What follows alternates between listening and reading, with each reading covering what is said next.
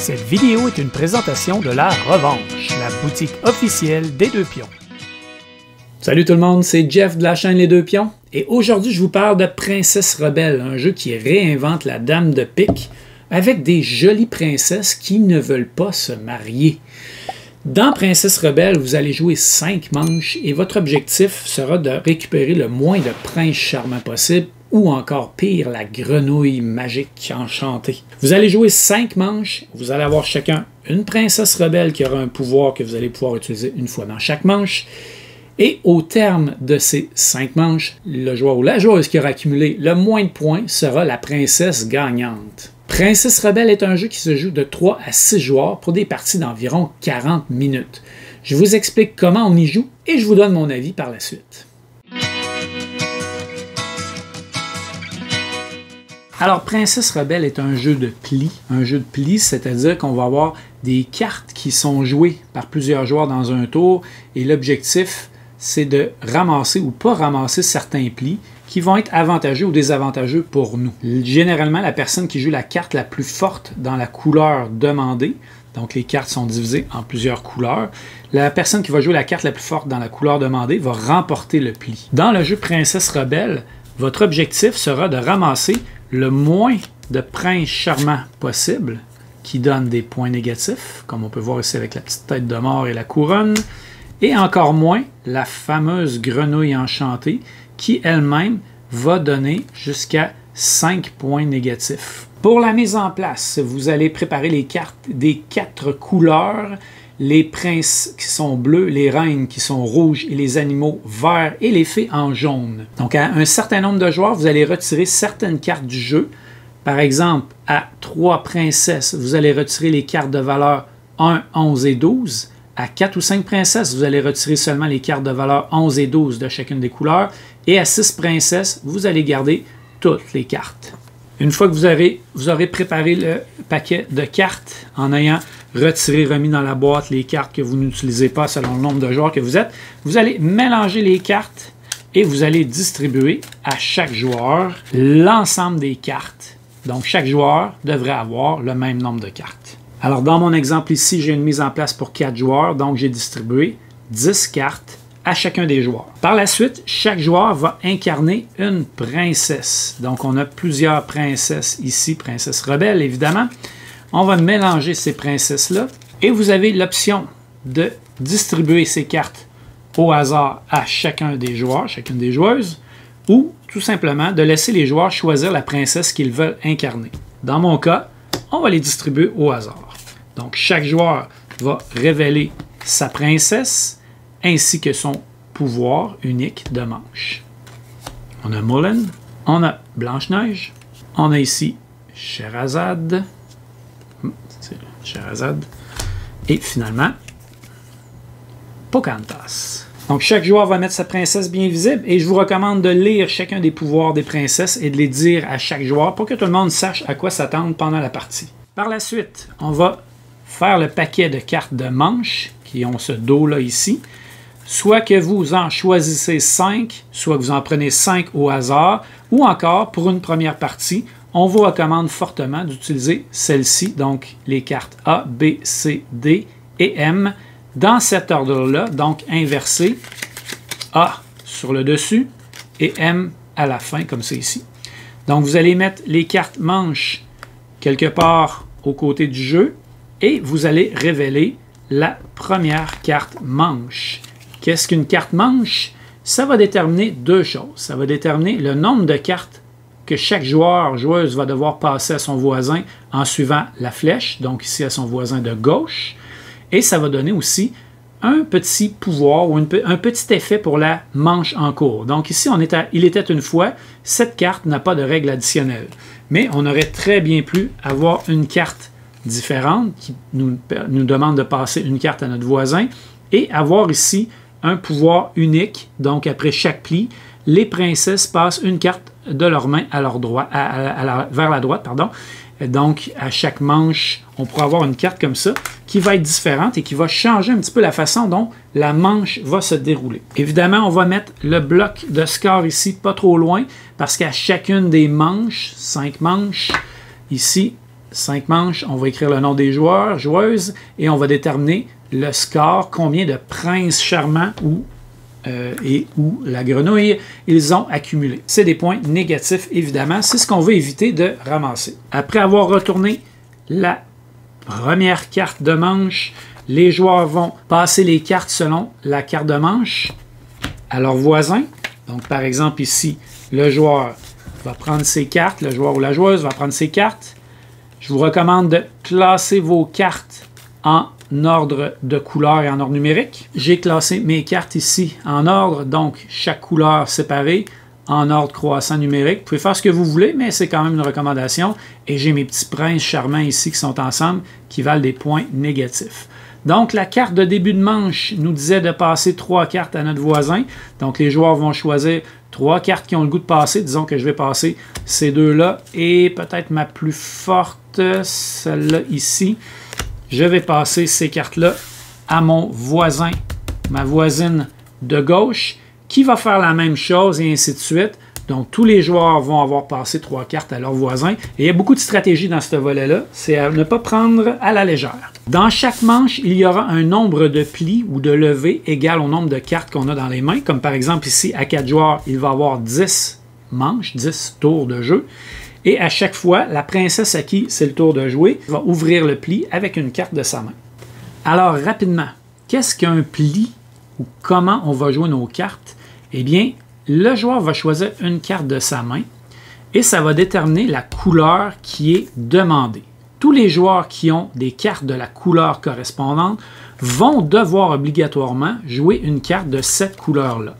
Par contre, si les joueurs n'ont pas de fée jaune dans leurs mains, ils vont pouvoir jouer n'importe laquelle de leurs autres cartes. L'objectif étant de ne pas ramasser le prince charmant.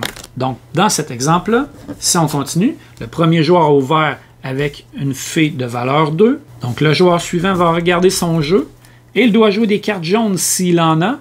Donc, dans ce cas-là, il y a effectivement un 6 et un 7 jaune. Donc, il n'y a pas beaucoup de différence entre les deux. En fait, il n'y en a pas du tout. Donc, un 6 ou un 7, c'est sûr que ça va être plus fort que le 2 qui a été joué. Et il est en danger de ramasser la main actuellement puisque c'est lui qui a la carte la plus forte dans la couleur demandée. Le joueur suivant continue, regarde son jeu et doit jouer des cartes jaunes s'il en a. Oh, surprise! Il n'a aucune carte jaune dans son jeu. Donc, à ce moment-là, il peut jouer n'importe quelle carte. Comme il est assuré de ne pas ramasser la levée, le pli qui est ici parce qu'il n'a pas de carte jaune plus forte que ce qui a été joué, il pourra en profiter pour jouer un prince charmant qui vaut des points négatifs et de l'ajouter à la main au pli qui est en cours. Ce qui fait que le joueur qui va remporter ce pli-là, qui est actuellement le joueur à ma gauche qui a joué le 6 jaune, va devoir ramasser le prince charmant ici. Voyons voir si le dernier joueur a des cartes jaunes. Eh bien oui, il a plusieurs cartes jaunes. Actuellement, la carte la plus forte est le 6. Donc le 6 remporte avec le prince. Comme le joueur a beaucoup de cartes jaunes, il pourrait jouer un 8, mais le 8 lui ferait remporter le pli et le prince charmant. Ce n'est pas une bonne idée. Donc il pourrait jouer par exemple le 4 ici. Le 4 est moins fort que le 6. Donc actuellement, le joueur qui a joué le 6, c'est-à-dire ce joueur-ci, va ramasser, gagner le pli et ramasser le vilain prince charmant, donc une demande en mariage qui vaut un point négatif. Il va mettre ça dans sa pile de cartes ici, dans sa pile de plis ramassés, et à la fin de la manche, on va calculer le nombre de points négatifs qu'il aura eu. Le joueur qui a remporté le pli est le joueur qui lance le prochain pli. Et faites attention de ne pas ramasser la vilaine grenouille qui vaut 5 points négatifs. Donc, dans cet exemple-là, le 7 ici serait dangereux parce que c'est une carte qui est déjà très très forte. Et point très important, il est impossible de démarrer une manche, un pli, avec un prince charmant, sauf si un prince a été distribué dans un pli d'une autre couleur. Par exemple, ici, le joueur n'avait pas de carte jaune, donc il a donné un prince charmant. Donc, à partir de ce moment-là, et seulement à partir de ce moment-là, un joueur peut démarrer une manche avec un prince. Donc ici, quand je regarde ce jeu-là, les options intéressantes pourraient être une reine de force 3 qui n'est pas trop fort. Ça pourrait être un prince parce qu'il y a déjà des princes qui ont été joués de force 2, qui a des chances de ne pas gagner, ou peut-être une carte de la forêt, une carte verte, un renard ici de force 2, et comme il a la grenouille, il sait qu'il ne risque pas de ramasser la grenouille dans cette manche-là. Donc, il va lancer la manche avec un prince de force 2. Et là, les joueurs sont obligés de jouer des cartes bleues. Donc, des princes, donc des points négatifs. Ici, on est chanceux, on a un qui est plus petit que le 2. Donc, il ne devrait pas ramasser cette levée-là. Le joueur suivant a des cartes bleues et oh là là, elles sont fortes. Donc, il y a un 8 et un 10 bleu. Donc, avec un 8 et un 10, il y a de très très grosses chances qu'il remporte déjà le pli. Donc, il pourrait jouer le 10 pour pouvoir se débarrasser d'une grosse carte. Peut-être essayer de ne pas ramasser avec le 8 plus tard. Et finalement, le dernier joueur regarde sa main. Il a aussi des cartes bleues, donc un 3 et un 5.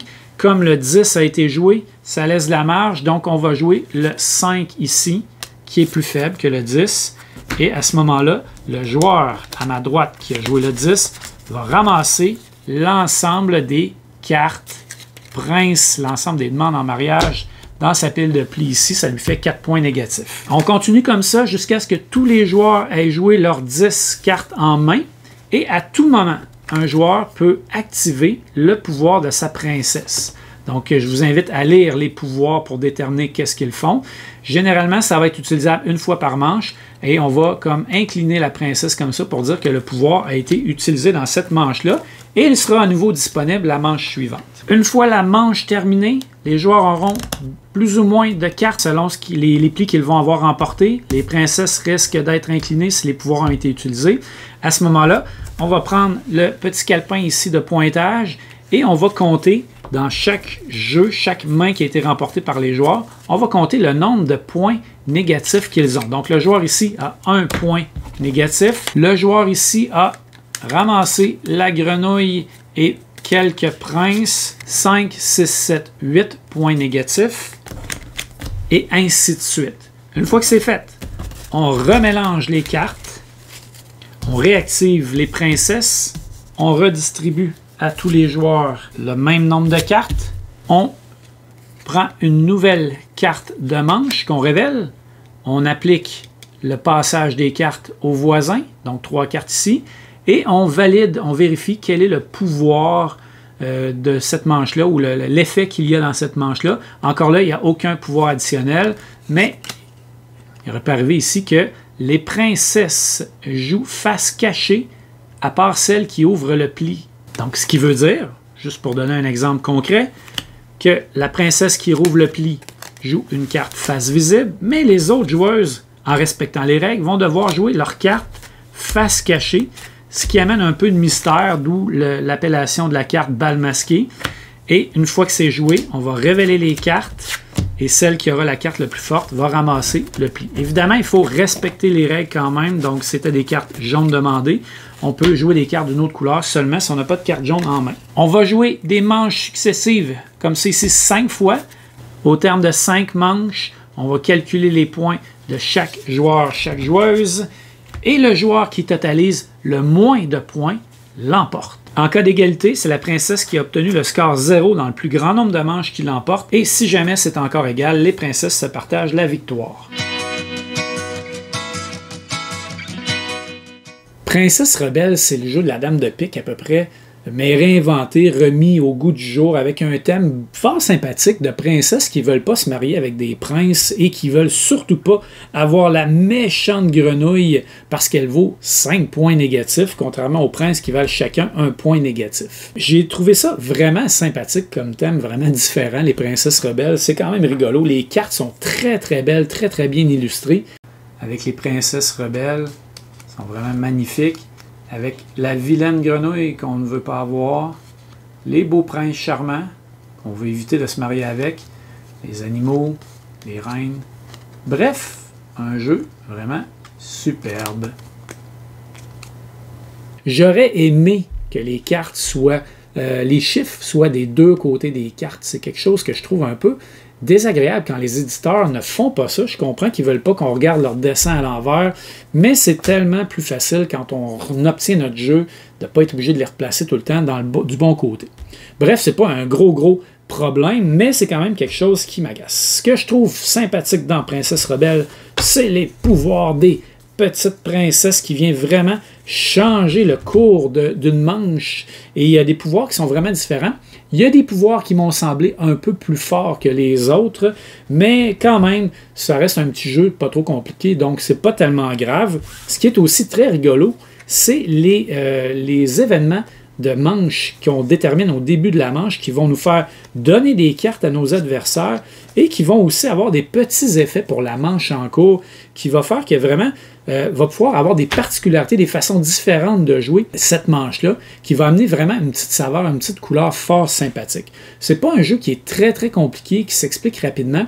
Et c'est un jeu de levée qui est intéressant et différent dans le sens où on n'a pas besoin de miser sur le nombre de levées qu'on va faire dans le tour. Donc, les joueurs qui aiment les jeux de cartes, mais qui détestent devoir miser, devoir parier, devoir déterminer à l'avance combien de levées ils vont devoir faire ou ils vont pouvoir faire avec le jeu qu'ils ont, c'est un jeu qui peut être intéressant pour eux autres. Je pense entre autres à Nat, ma conjointe, qui, elle, n'aime pas les jeux de levée où il faut déterminer combien de levées on va faire dans le tour. Elle a trouvé ce jeu-là vraiment le fun, vraiment sympathique, parce que c'est un petit peu un niveau de complexité un peu moindre. Notre but, c'est tout simplement de ne pas ramasser des princes charmants ou la vilaine grenouille. C'est un jeu qui s'apporte bien, un format encore de gigamic fort intéressant, et c'est un jeu qui se joue assez rapidement avec des gens d'à peu près tous les âges, qui est quand même une complexité un petit peu plus élevée, je dirais, que la Dame de pique en raison des pouvoirs des princesses et des effets de manche, mais tout de même, c'est un jeu qui est très abordable. C'est un jeu qu'on a pris beaucoup de plaisir à jouer. C'est un jeu qu'on pourrait appeler un petit filler, donc un jeu qu'on va jouer entre les gros jeux ou on va jouer en fin de soirée ou lorsqu'on n'a pas trop de temps. Donc, c'est un jeu qui remplit très bien sa mission. Pour ma part, c'est un succès et c'est un achat dans la ludothèque chez moi, donc je vous le recommande fortement. Si vous avez aimé la vidéo, faites un pouce en l'air et abonnez-vous à la chaîne. Et sur ça, on se revoit dans une prochaine vidéo. Salut tout le monde!